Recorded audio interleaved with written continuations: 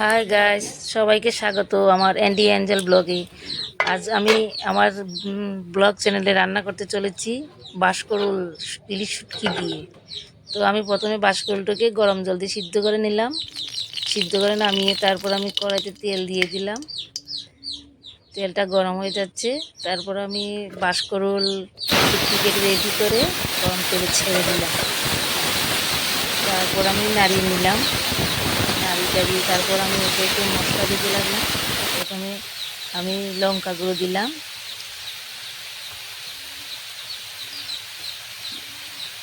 তারপর স্বাদ মতো নুন দিয়ে দিলাম, দিয়ে আমি আবার ডেকে রেখে দিলাম। বাঁশকরুলে হলুদটা পরেই দিলাম, তারপর একটু জল দিয়ে একটু নাড়িয়ে টাড়িয়ে আবার ঢাকা দিয়ে দিলাম।